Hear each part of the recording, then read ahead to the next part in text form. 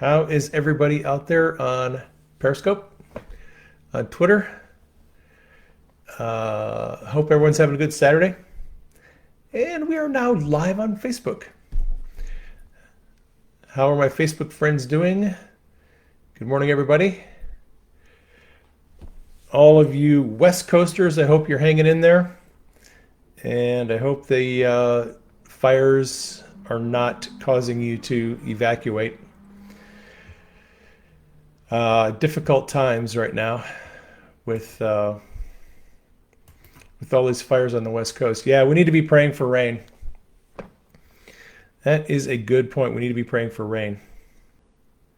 Let's see. We have Karen, Eric, Patricia, and Senna on the live chat on Facebook. Welcome to the broadcast. So I would imagine Kazuko will be joining us pretty soon. Speaking of Kazuko, I wanted to just take a minute to talk about my friend Kazuko from Japan. I've known Kazuko for a long time, for years. We met on Facebook. She has a remarkable ministry in Japan. Unfortunately, she sort of got taken off the map a few years ago. She was doing a lot of water baptism. She was doing deliverance. She was doing emotional healing and physical healing, leading people to Jesus in Japan. And her ministry kind of took a hit. So she has been translating my articles and some of my books, the chapters, into Japanese. And if you know someone who is looking for some help with healing emotional trauma, and if they only read and speak Japanese, send me a message. Send me an email through the website or message me. Kazuko translated my book, Emotional Healing in 3 Easy Steps, into Japanese. I now have a Japanese text of that book. So if you know anyone who would like a copy of that in Japanese, I have one available. I can just send them a PDF of it, and they can read it and go through the steps. She's working on translating Divine Healing Made Simple into Japanese. She said it's a little difficult because there are words in the book that are hard to translate into Japanese. So anyway, I wanted to share that out. Thank you, Kazuko, for all the work that you do. She puts subtitles on my videos in Japanese for Japanese friends. So she's an awesome person. Glad to have her as a friend. All right, so it's Supernatural Saturday, and we are going through my book. We are in the chapter on how God speaks through the circumstances of your life. And I have a story to share. And it's not an easy story for me to share. It's difficult for me to share, but I'm going to share it anyway. Because people will benefit from hearing this story. I'm going to talk about the most difficult time of my life. Years ago. So I got saved. I became a Christian in the year 2000. And I had been an atheist most of my life. Didn't believe in God. Hated Christians. And I had, through a series of very difficult circumstances, I came to know God. And that was in 2000, 2001. That was the beginning of the difficulties. That was the real beginning of the difficulties for me. I did not know what was coming. I had no idea. I was going to go through the kind of troubles that Job went through, sort of, on a small scale. So at that time, I was working for a fire department as a fire paramedic, and I had basically gotten to the top of my career. I was working for a very prestigious fire department in a very prestigious part of the country, and I thought I was all that in a bag of chips. So I was very proud and very arrogant, and that led to the destruction of a lot of my friendships. And that's actually what led me to God. So after that, I was I was new experiencing God and hearing his voice. One night in winter, I was sitting by the wood burning stove in my house, and I had a conversation with God. And this conversation came through thoughts that popped into my head. That's how God speaks to most of us. He speaks to us through thought impressions that we hear. And there's a way that you can distinguish between whether your thoughts and God's thoughts. That's covered in another broadcast that I did a few months ago. So I was having this conversation with God through these thoughts. And I heard him ask me, "Do you love me?" And I said, "Well, yes, Lord, I do love you." And he said, "How much?" I said, I love you more than anything. And he said, "Really?" And I said, "Yeah, I really do. I believe I love you more than anything." And I felt this question being asked: what would you be willing to give up for me?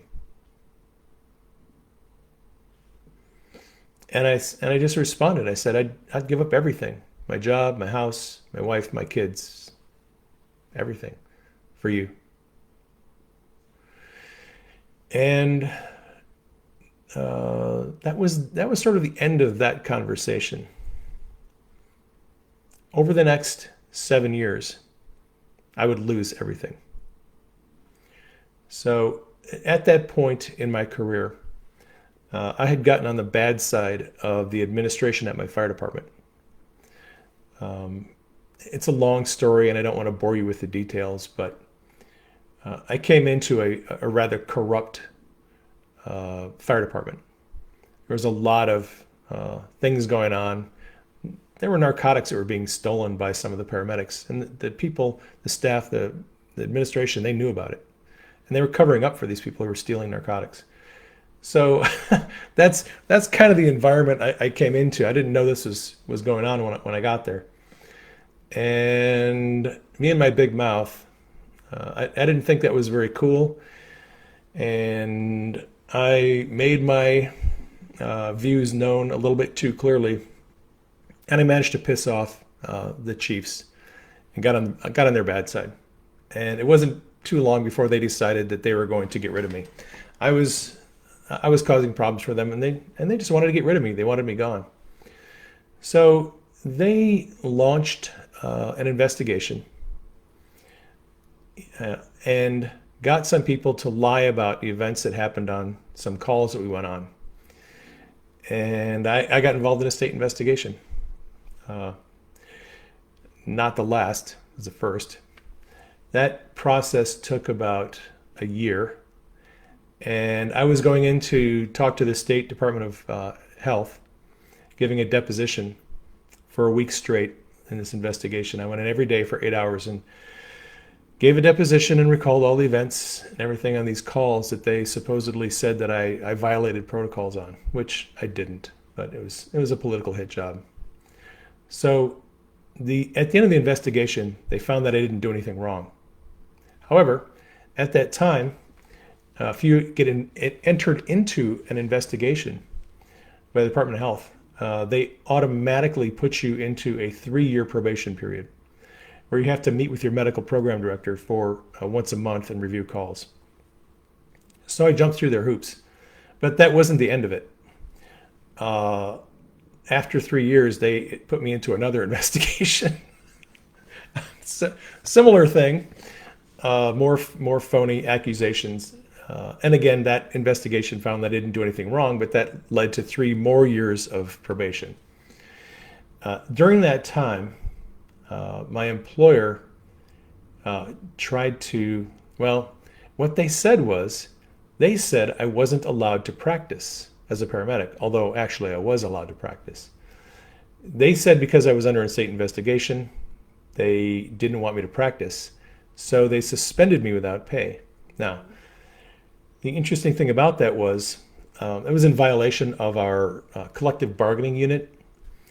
The rules of the collective bargaining unit said you can't suspend somebody without cause, suspended without pay for no cause, and there was no cause. So this whole thing went to binding arbitration, which took about a year and a half, and probably over $100,000 in legal fees. While I was suspended without pay, I was not, the fire department contested my eligibility for unemployment. So not only was I not receiving a paycheck, I wasn't receiving unemployment. And because medicine is a relatively small world, most of the EMS agencies in this area, they knew what was going on. They knew I was under investigation. They knew there was arbitration. They knew there was all this scandal going on. Nobody would hire me. I applied with every EMS agency in the state. No one would touch me. I was damaged goods. So I wasn't fired. I wasn't earning a paycheck. I couldn't get unemployment, and no one else would hire me. I was in a very difficult spot for almost a year and a half while this was all going on. And I didn't know how I was going to pay my bills. Now, at that point in my life, I had always been very proud of the fact that I'd never been unemployed. I'd never been on unemployment. I'd always been sort of self-reliant, always worked, never been on unemployment. And I was now in a situation where I couldn't make any money, no matter what I did. I just couldn't make money. So through a series of interesting circumstances, I ended up doing some odd jobs for friends and relatives. And they paid me cash. Like I I did some work for my brother on his house, renovation work, and he paid me cash. Things like that popped up where God just supernaturally kind of provided money for me over the course of a year and a half. Never missed a payment on the mortgage and never missed a loan payment. Over almost a year and a half, 16 months, where I could not get unemployment and I could not get a job anywhere else. What God was teaching me at that point in my life, through my circumstances, He was teaching me not to rely on myself. He was teaching me that He is my provider, that I am not my provider, that I am not the one who is responsible to take care of my own expenses. He had to break me of that dependence, self-dependence, self-reliance. And this situation, I mean, it challenged everything I always thought about myself. Challenged my way of understanding, how you take care of yourself, self-reliance. It really made me more dependent on God. In this situation back when I lost my job, I lost a lot more than that.